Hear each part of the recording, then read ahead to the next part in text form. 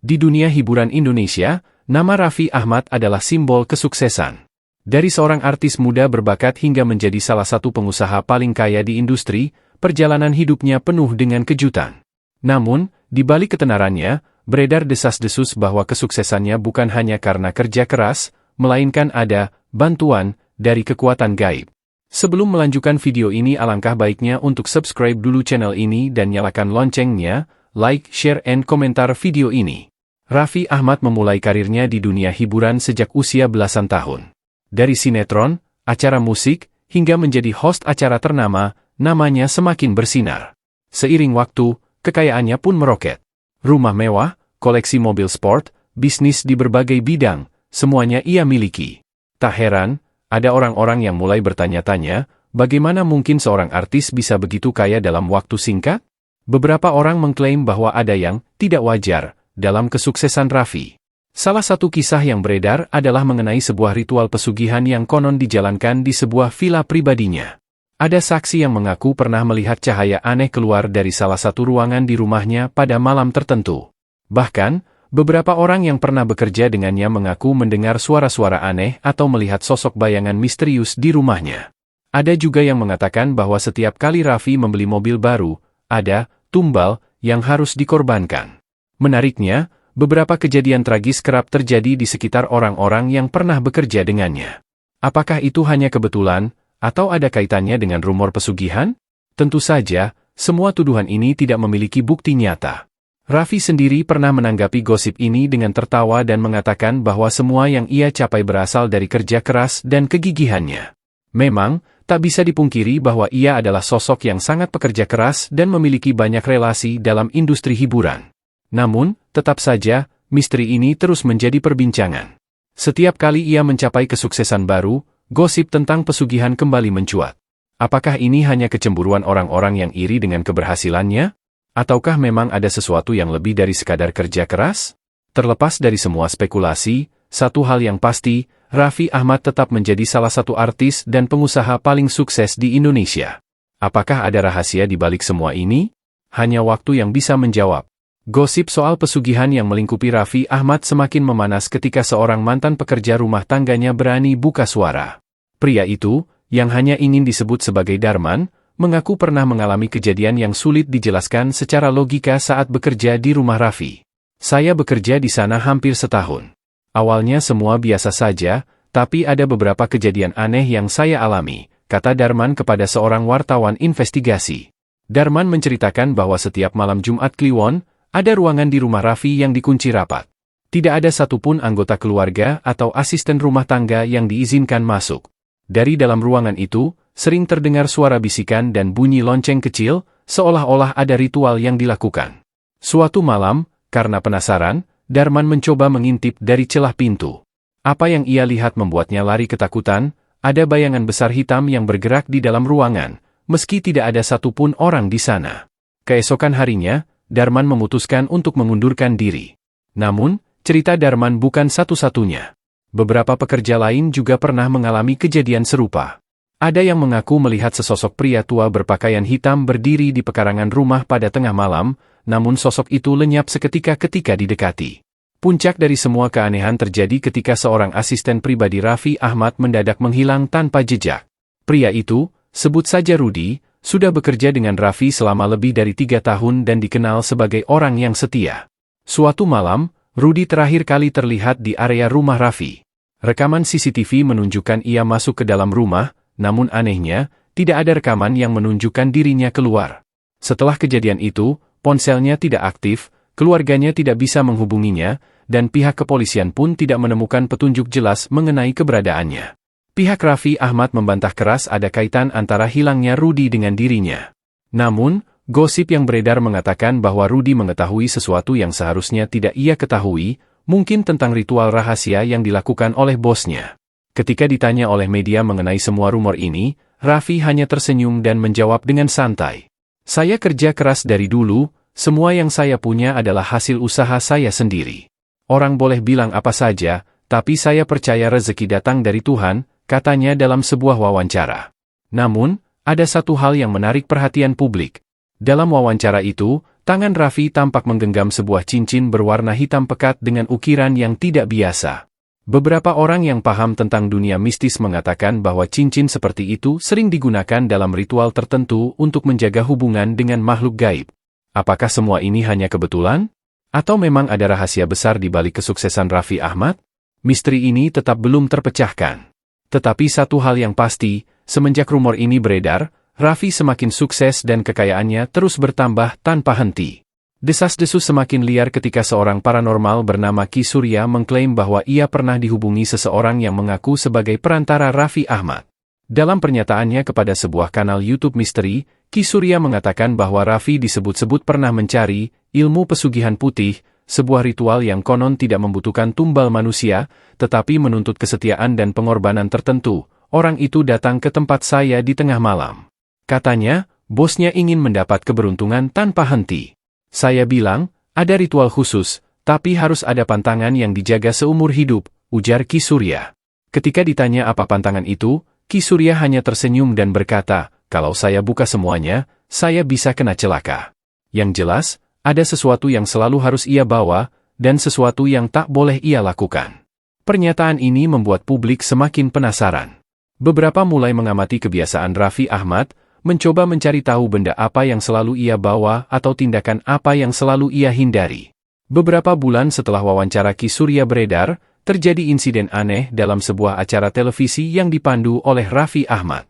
Saat sedang tertawa dan bercanda dengan bintang tamu, tiba-tiba mikrofon di tangannya jatuh sendiri, dan lampu di studio berkedip-kedip tanpa alasan yang jelas.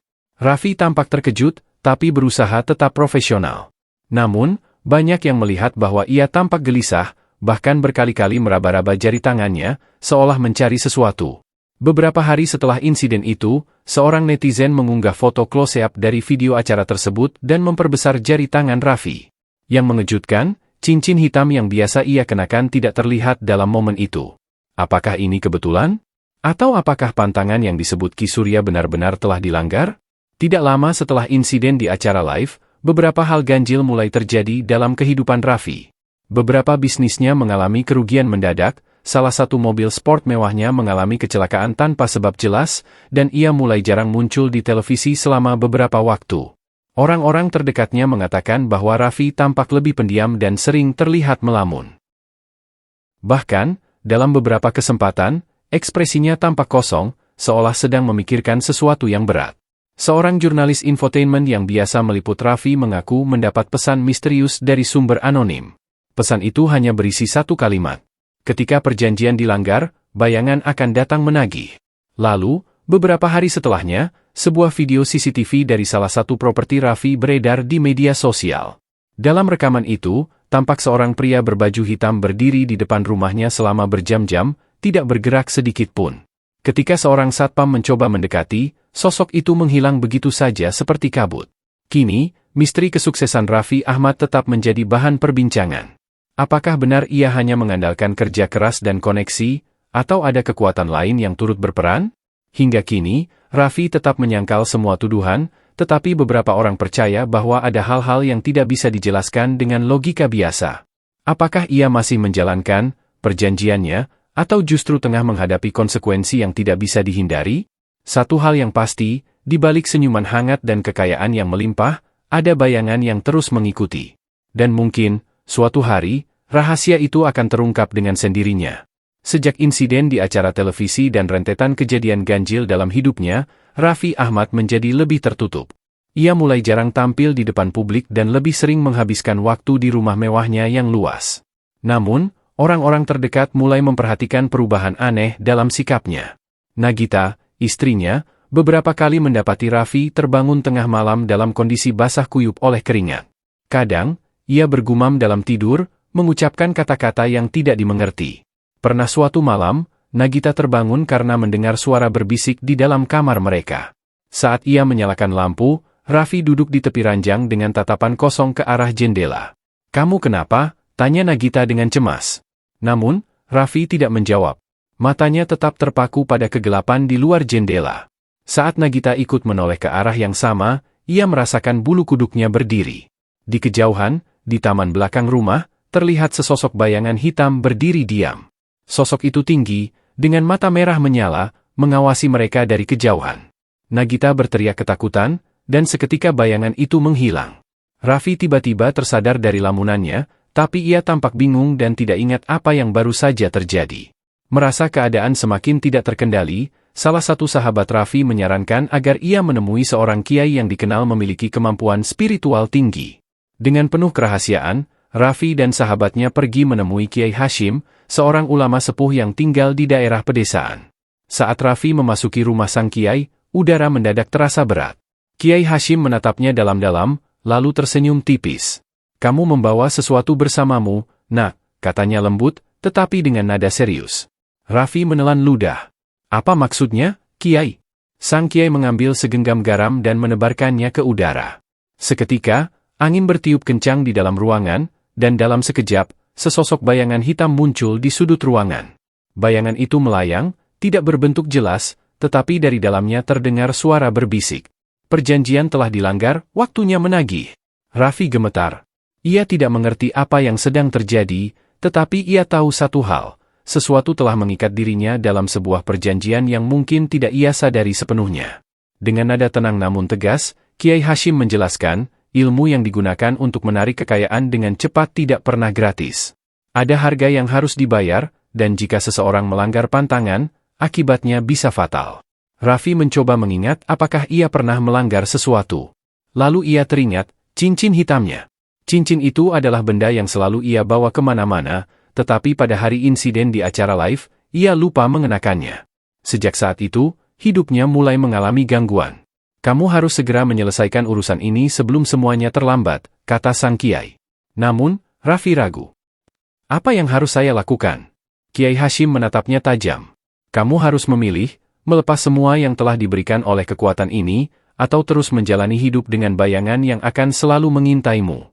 Keesokan harinya, Raffi kembali ke rumah dengan pikiran yang penuh. Jika ia melepaskan semuanya, itu berarti ia mungkin akan kehilangan sebagian besar kekayaan dan keberuntungannya. Namun, jika ia tetap mempertahankan perjanjiannya, ia harus hidup dalam ketakutan selamanya. Malam itu, ia duduk di ruang kerjanya, memandangi cincin hitam yang tergeletak di meja. Ia bisa merasakan energi dingin yang mengalir dari cincin itu. Dengan napas berat, ia mengambil keputusan. Ia akan mengakhiri semuanya. Tanpa membuang waktu, ia menghubungi Kiai Hashim dan memutuskan untuk melakukan ritual pelepasan. Ritual itu dilakukan di sebuah tempat yang jauh dari keramaian. Saat proses berlangsung, angin bertiup kencang, dan terdengar jeritan panjang yang membuat bulu kuduk merinding. Sesuatu terasa terlepas dari tubuh Raffi, meninggalkan dirinya dalam keadaan lemas. Ketika ritual selesai, sang Kiai tersenyum. "Sekarang, kamu sudah bebas. Tapi ingat, kekayaan sejati datang dari kerja keras dan keberkahan, bukan dari jalan yang instan." Sejak malam itu, Raffi merasa lebih tenang. Bisnisnya memang mengalami sedikit kemunduran, tetapi ia merasa lebih damai daripada sebelumnya. Cincin hitam itu sudah tidak ada, dan bayangan yang selama ini mengikutinya lenyap. Namun, di suatu malam, saat ia sedang duduk di teras rumah, ia melihat sekilas ke arah taman belakang. Untuk sesaat, ia merasa melihat sosok hitam berdiri di sana. Tetapi ketika ia berkedip, sosok itu sudah menghilang. Apakah semuanya benar-benar sudah berakhir? Atau masih ada sesuatu yang belum selesai? Hanya waktu yang bisa menjawabnya. Beberapa bulan setelah ritual pelepasan, hidup Raffi Ahmad tampak kembali normal. Ia kembali aktif di dunia hiburan, bisnisnya mulai stabil, dan keluarganya lebih tenang. Namun, dalam diam, ada sesuatu yang masih mengganjal di hatinya. Raffi mulai mengalami mimpi-mimpi aneh. Dalam tidurnya, ia sering berada di sebuah rumah tua yang remang-remang, dengan pintu-pintu yang berderit dan lorong panjang yang seolah tidak berujung.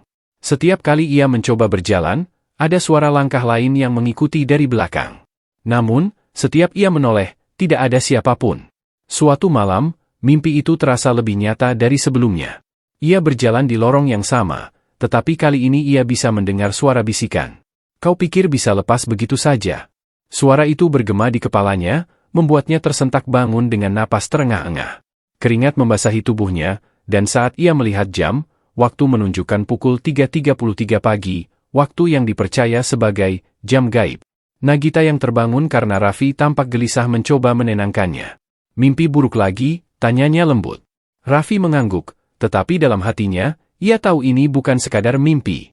Sesuatu masih mengikutinya.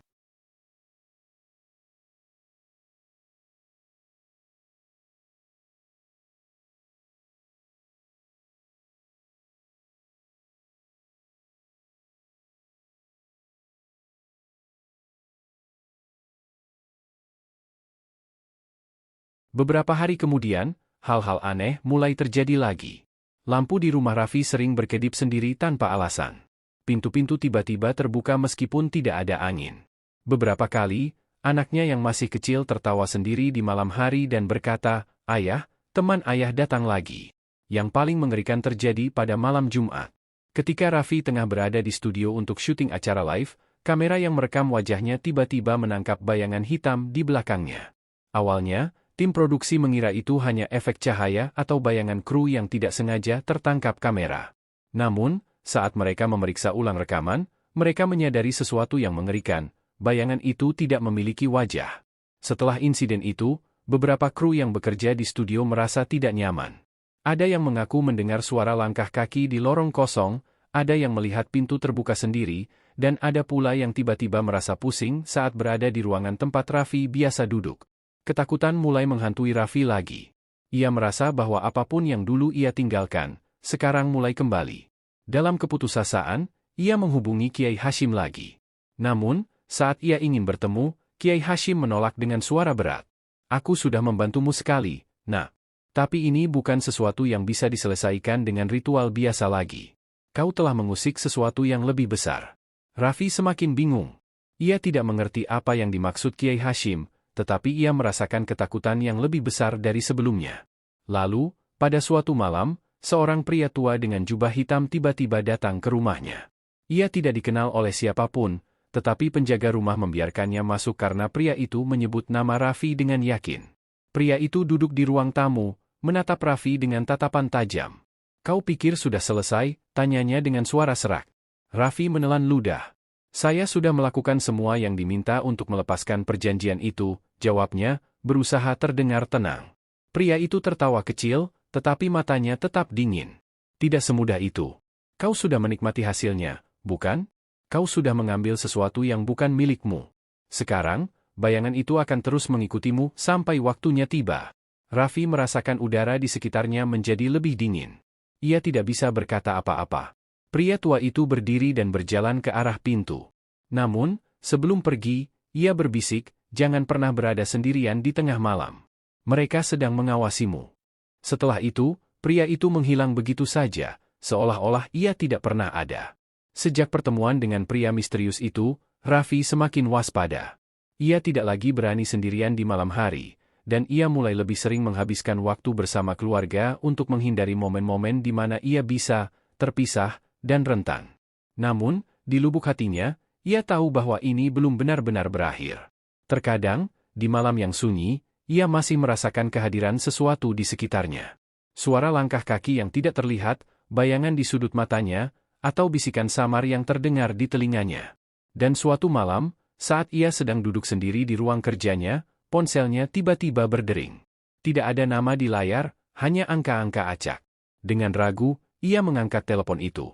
Dari seberang, terdengar suara berbisik. "Waktumu hampir habis, Raffi."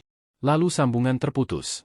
Dalam ketenangan rumah mewahnya, Raffi Ahmad menatap kosong ke layar ponselnya, menyadari satu hal, mungkin tidak ada jalan keluar dari ini semua. Jangan lupa untuk subscribe dulu channel ini, like and share video ini ke teman dan keluarga terdekat Anda biar merasakan ketegangan dalam cerita ini. Terima kasih.